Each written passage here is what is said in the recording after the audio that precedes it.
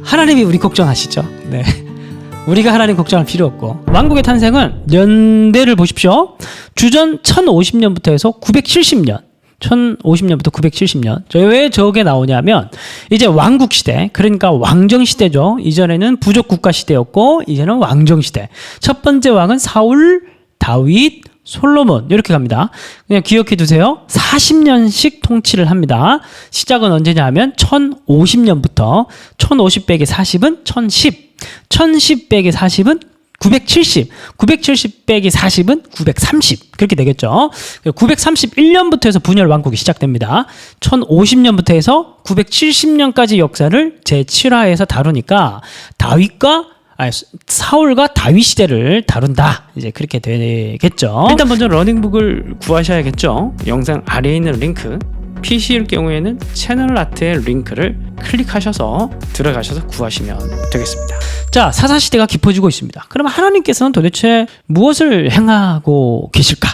이런 생각도 좀 해볼 수가 있죠. 그렇다고 해서 하나님께서 이스라엘 백성들 내버려 두신 게 절대 아닙니다. 하나님께서 사사를 보내셨죠. 12명의 사사가 사사기에 나타납니다. 그런데 이 사사라는 말 자체가 재판관이라는 뜻이거든요. 그렇다고 해서 정말 이 12명의 사사들이 재판을 하느냐? 재판 이야기는 사실 거의 나오지 않습니다. 그래서 이 사사들의 역할은 또 왕의 역할도 아니고, 이 사사들은 어떤 사람들이냐면 특정한 상황에, 또 특별한 순간에 어떤 특정 사람을 잠깐 일회용이라고 하는 거죠. 그러네. 잠깐 이제 하나님께서 소명을 주시고 그렇게 임무가 끝나는 거예요. 그걸로 끝나는 겁니다. 뭐 자식에게 내려가는 것도 아니고, 또 특별한 지파 사람들만이 하는 것도 아니고. 그래서 앞에 그림에서 보듯이 여러 지파에서 여성들도 사사가 되기도 하고, 뭐 그렇습니다. 여성 사사가 아니고 그 여선지자 뭐 그런 사람도 나오고. 아무튼 사사기에는 여성의 활약이라든지 아니면은 이방인 사사도 있고, 이방인 출신 사사도 있고, 굉장히 다양한 사람들이 부름을 받습니다. 그러니까 아주 그냥 비상시국에 하나님께서 사람을 사용하는 그런 겁니다. 그러니까 사사 이걸로 끝나는 거예요. 요 시대로 끝나는 겁니다. 뭐 제사장, 선지자, 왕 이거는 이제 쭉 이어지지만, 사사는 이걸로 끝나는 거예요. 이 직함 자체가. 마지막 사사가 누구였냐 하면 삼손이었죠. 삼손. 자, 삼손이라고 하면 참 비참한 역할로 우리가 많이 이해를 하고 있는데, 비참한 모습으로 이해를 하고 있는데, 여러분 삼손의 이름 뜻이 태양이란 뜻입니다. 태양. 그죠? 근데 이 태양의 역할은 뭐예요? 빛을 발하는 역할을 하죠. 그런데 이 빛으로 부르신 건 누구였어요? 가나안의 빛, 열방의 빛으로, 이 세상의 복으로 부름받은, 소명을 받은 사람들이 누구였어요? 바로 이스라엘 백성들이었죠. 그 열방의 복이 되라고 하나님께서 이스라엘 백성들을 구원하셔가지고 약속의 땅으로 데려가신 거거든요. 그리고 그걸 할 수 있는 방법으로 말씀을 주셨고, 그런데 이스라엘 백성들이 어떻게 했습니까? 이제 완전 가난한 사람처럼 돼버린, 이방인처럼 돼버린, 빛을 잃어버린 겁니다. 그래서 이 태양이 져버린 거죠. 그래서 나중에 삼손은 눈이 뽑힙니다. 그러면서 빛을 보지 못하게 되죠. 사실 이제 이러한 이야기 속에 이스라엘의 그 암흑의 모습이 사실 다 담겨 있는 그림인 거예요. 그리고 사사기가 삼손의 패배로 끝나고 이제 에필로그로 넘어가고, 그다음에 사무엘상으로 넘어가게 되는데, 사무엘상 넘어가서도 여전히 암흑 시대는 계속됩니다. 아벡 전투에서 여기는 법궤를 빼앗기고 뭐 그러죠. 그리고 나중에 사울을 왕으로 세웠지만은 여전히 암흑 시대는 계속 이어지고 있습니다. 물론 사무엘이 또 역할을 감당하고 있지만 왕이 사울이었기 때문에 사울이 또 엉망진창이잖아요. 그래서 믹마스 전투도 있었고, 물론 아말렉 전투에서 승리하긴 했지만 이 전투를 통해서 사울은 이제 하나님께 버림을 받게 됩니다. 그리고 마지막 블레셋과의 전투였던 길보아산 전투, 아벡 전투도 물론 블레셋과의 전투였고, 믹마스 전투도 블레셋과의 전투였고, 아말렉 전투는 다르고, 길보아산 전투에서 사울과 그의 아들들이 다 죽게 됩니다. 이스보셋만 남겨놓고. 그러면서 이제 사울의 수급이 벳산 성터에 걸리기도 하고 막 그러죠. 길보아산 전투로 해서 첫 번째 초대 왕이었던 사울이 죽게 됩니다. 하나님은 그래서 이게 이제 암흑의 시대가 이제 해결될 것 같은데 계속 깊어지고 있어요. 이 이야기를 보면 막 답답합니다. 막 암 걸릴 것 같아요. 계속 막 이 사사시대 끝나야 되는데 사무엘상 넘어가서도 끝나지 않고 계속 망하고, 또 사울은 또 가문이 또 죽고 막 그런 슬픈 이야기 계속됩니다. 그래서 하나님은 언약을 잊어버리셨는가? 하나님은 왜 블레셋을 그대로 두시는가? 언약에 신실하신 하나님은 과연 이스라엘을 버렸는가? 이제 이런 생각이 들 수 있겠죠.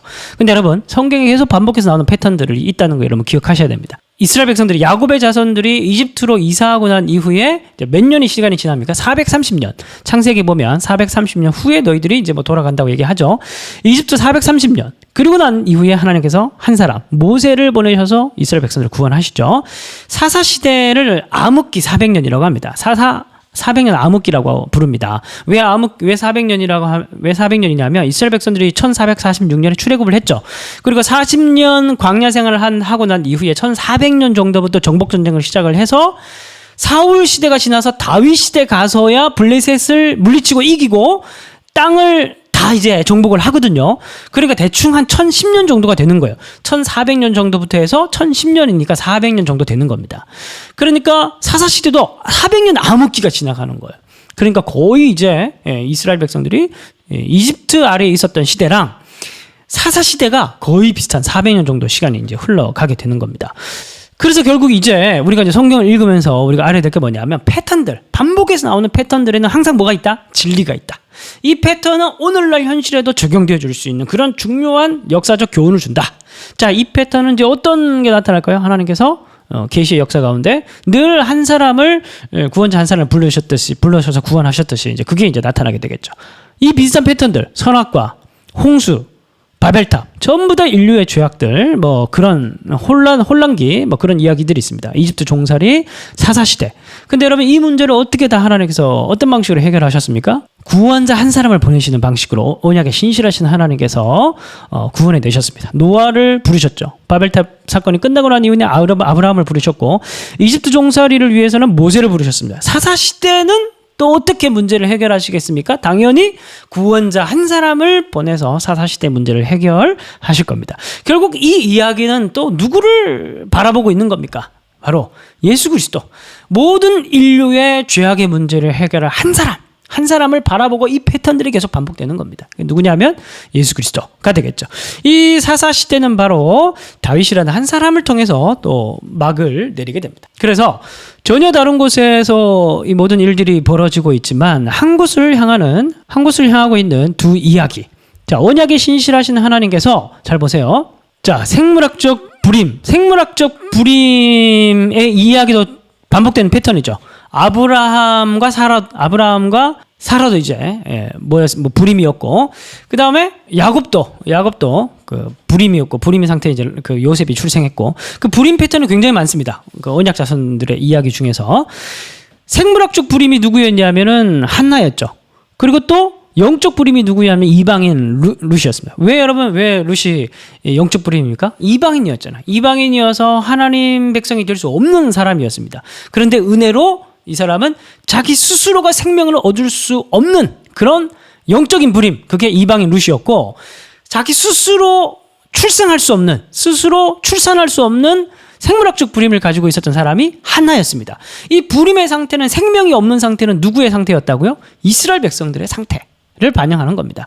근데 이 가운데 하나님께서 태를 여셔가지고 사무엘을 주셨고, 이방인 룻을 하나님께서 받아들이셔서 이새를 낳게 하셨습니다. 이새를 통해서 다윗이 출생했고, 사무엘을 통해서 정치적인 역할을 하게 만드셔서 다윗이 기름 부음 받으면서 다윗이 왕으로 등극을 하게 됩니다.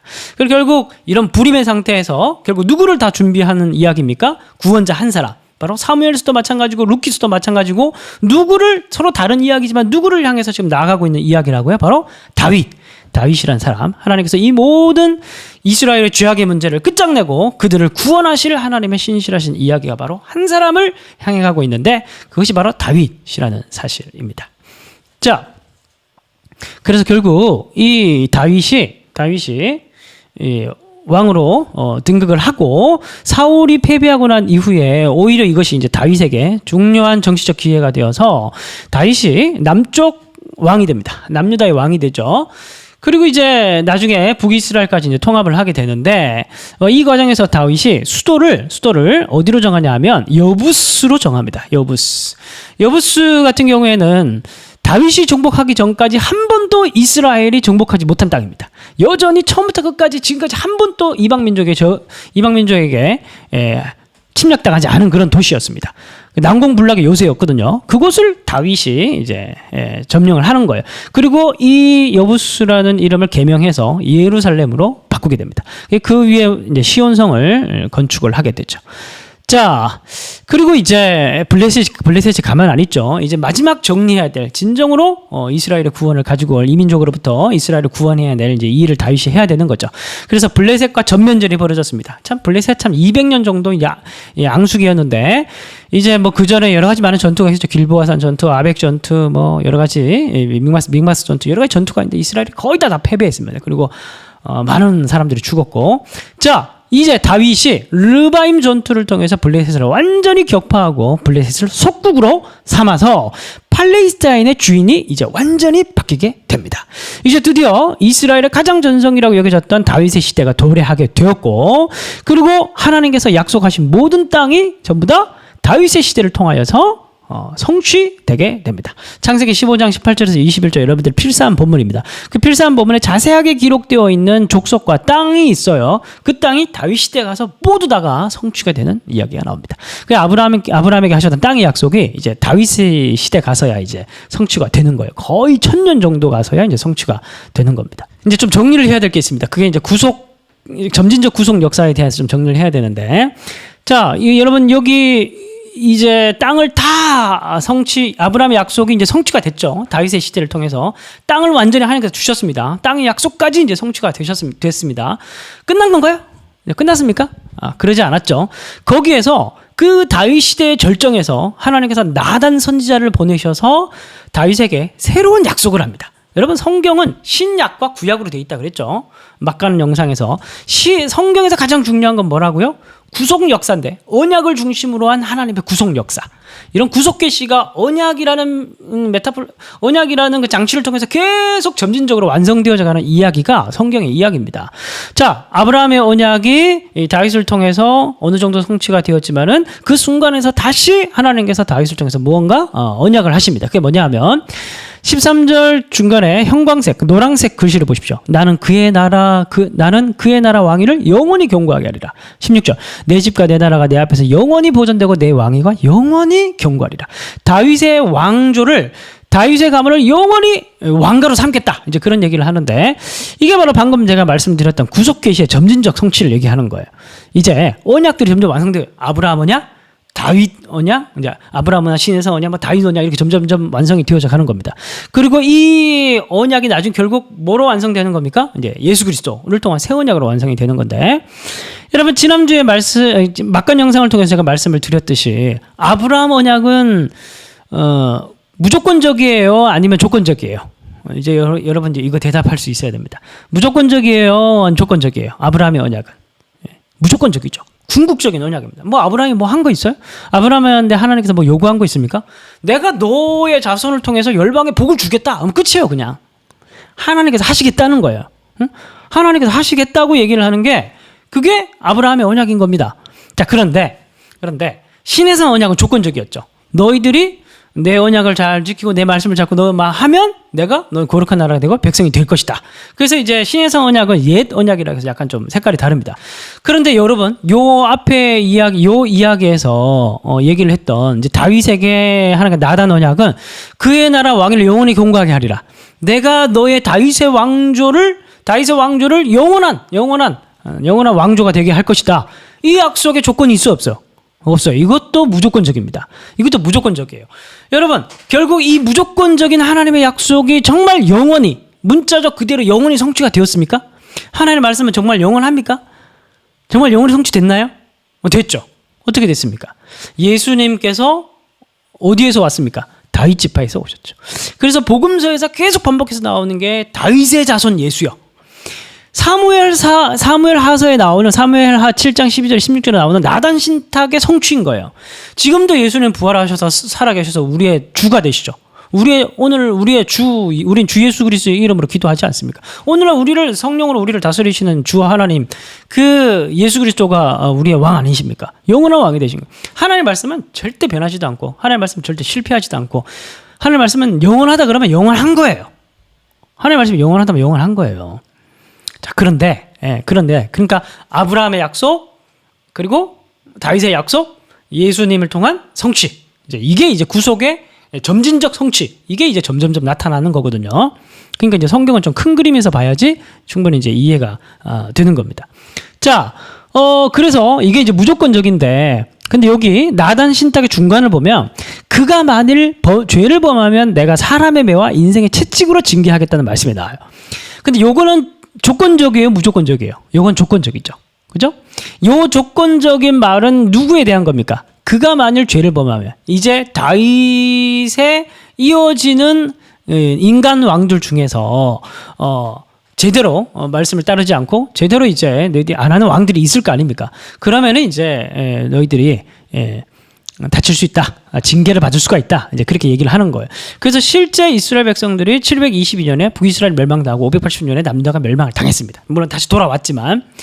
자, 그래서 다윗 언약은 근본적으로 무조건적인 틀이 있고 조건적인 틀이 있습니다. 이 조건적인 틀은 이후에 일어나는 인간 왕들, 이스라엘 역사 안에서 나타나게 되고, 궁극적인 영원한 왕조에 대한 하나님의 약속은 왕으로 오신 예수님을 통해서 성취가 되었다는 사실을 여러분들이 기억을 하시면 좋을 것 같습니다. 그래서 이스라엘 백성들이 이후에 분열 왕국이 진행되어지고 이스라엘 역사가 쭉 진행되면서 계속해서 하나님의 선지자를 보내서 이스라엘 백성들이 한 얘기가 뭐냐면 이제 메시아에 대한 약속을 하는데, 그게 뭐냐면 다윗의 자손으로부터, 다윗의 가문으로부터 이새의 줄기에서 한 싹이 나올 것이다. 이제 그렇게 얘기를 하잖아요. 그게 바로 나단 신탁, 사무엘하 7장 12절에서 16절, 아까 읽었던 그 말씀을 다시 상기시켜 주는 겁니다. 너희들은 걱정하지 마라. 하나님께서 그 약속 절대 잊지 않는다. 이제 그걸 얘기를 하는 겁니다. 근데 그걸 이스라엘 백성들, 포로기 시절에 이스라엘 백성들은 자기 민족을 향한 약속으로 받았는데, 그런 사실은 하나님께서 말 그대로 영원한 왕을 주시겠다고 하는, 다윗의 자손을 통해서 영원한 왕을 주시겠다고 하는 이제 그 약속이었던 거죠. 그래서 결국 영원한 왕이 되려 그러면 이제 하나님이 직접 모셔야 되는 거죠. 그래서 하나님께서 하나님의 아드님을 보내셔서 이제 왕이 되시게 하는 이제 그런 성취가 있는 겁니다. 하나님께서 약속을 하시면 반드시 시킵니다. 반드시. 잊지 마시기 바랍니다. 그래서 언약 역사에 두 꼭지가 있다면 아브라함, 다윗, 그리스도 언약으로 쭉 진행되는데, 여기서 아브라함 언약부터 시작됐던 게 다윗의 언약에서 성취가 1차적으로 절정을 맞이하고, 이 다윗의 언약에서 이제 다시 왕에 대한 약속이 새롭게 등장하면서 이 왕이 예수 그리스도의 오심을, 새 언약을 통해서 완성이 됩니다. 그래서 아브라함 언약과 다윗의 언약이 전부 다 예수 그리스도가 오심을 통해서 성취가 되어지고, 중간에 있었던 또 언약이 바로 시내산 언약이라고 하는데, 그 시내산 언약은 조건적, 이스라엘 백성들과 하나님이 역사 속에서 맺었던 언약이고, 그 여기는 율법 성전 할례가 이제 조건으로 들어가 있죠. 근데 이것도 또한 예수 그리스도가 오시면서 율법의 본질, 성전의 본질, 할례 본질은 이제 성령이 오시면서 예수 그리스도와 그분의 사역을 통해서 또 다 완성되죠. 그래서 예수님이 오시면서 아브라함, 다윗, 시내산, 구약에서 나타났던 모든 언약들이 그리스도가 오심으로 다 성취가 되는 겁니다. 네, 제가 설명하고도 갑자기 되게 기분이 좋네요. 네, 성취된 이야기를 하니까. 그래서 필사를 여러분들이 몇 페이지를 하냐면 49페이지입니다. 49페이지. 사무엘 7장 1절부터 29절까지가 이번 주 필사 본문입니다. 49페이지입니다. 49페이지. 49페이지 보시면 한번 보세요. 책 한번 보시고 49페이지 사무엘 7장 1, 2, 3절을 보시면 다윗이 지금 되게 불안해요. 지금 성공하고 난 이후에, 나라가 안정되고 난 이후에 2절 보니까 왕이 선지자 나단에게 이르되 볼지어다 나는 백향목 궁에 살거늘 하나님의 교회는 휘장 가운데 있도다. 나단이 왕께 이르되 여호와께서 왕과 함께 하시는 마음에 있는 모든 것을 행하소서. 지금 이제 다윗이 하나님을 생각해 주는 척하죠. 그죠? 나는 백향목 궁에 사는데 하나님은 휘장 가운데 있도다. 천막 가운데 있도다. 나는 이렇게 좋은 데 사는데. 지금 다윗이 하나님을 굉장히 지금 뭔가 걱정하는 그런 모습을 보여주고 있습니다. 근데 5절 가봅시다. 5절 가보면 가서 내 종 다윗에게 말하기를 여호와께서 이와 같이 말씀하시되 내가 나를 위하여 내가 살 집을 건축하겠느냐? 네 생각 되게 구리다. 하나님이 다윗에게 네가 지금 내 걱정하냐? 너 지금 생각 되게 구린 거 알지? 그렇게 얘기하시는 거예요. 그러다가 6절에 보니까 내가 이스라엘 자손을 애굽에서 인도하여 내던널지 오늘까지 집에 산 적이 없다. 나는 지금까지 장막과 성막 안에 다녔다. 그러니까 건물 없이도 하나님께서는 함께 할 수 있다. 이제 막 그렇게 얘기를 하고 있는 겁니다. 11절 가보면 전에 내가 사사에게 명령하고 내 백성 이스라엘을 다스리던 때와 같지 아니하게 하고 너를 모든 원수에게서 벗어나 편히 쉬게 하리라. 여호와가 또 내게 이르노니 여호와가 너를 위하여 집을 짓고 네가 나를 위해 집을 짓는 게 아니라 내가 너를 위해 집을 짓겠다. 이렇게 얘기를 하면서 12절부터 나단 신탁 이제 다윗의 언약이 나오는 겁니다. 결국 앞에 맥락이 뭐냐 하면 다윗이 하나님을 생각해 주는 척 하는데 그게 아니라 지금까지 너희와 함께 했고 지켰던 게 바로 나다. 그러면서 내가 너를 영원히 지켜주겠다. 이제 그렇게 이제 약속을 하는 거예요. 그러면서 12절에 보면 내 씨가 나올 것인데 영원히 경고하게 하리라. 뭐 그런 얘기가 쭉 나오다가 18절부터 해서 이제 29절까지가 이 이야기에 대한 다윗의 반응입니다. 약속에 대한 다윗의 반응. 그거는 거예요. 그러니까 참 가끔 보면 우리도 참 그럴 때가 있죠. 쓸데없이 하나님 걱정하는 사람들 가끔 있습니다. 막 하나님 뭐 어떻게 하면 좋습니까? 하나님 막 지금 일하셔야 되는 거 아닙니까? 막 이러면서 지나 일하지. 뭐 그러면서 막 하나님 막 되게 걱정하고 하나님 막 게으르신 것처럼 막 그렇게 기도하고 막 그런 사람들 좀 가끔 있거든요. 근데 이제 하나님이 우리 걱정하시죠. 네. 우리가 하나님 걱정할 필요 없고 하나님이 우리 걱정하신다는 거 우리가 그거 잊지 말았으면 좋겠습니다.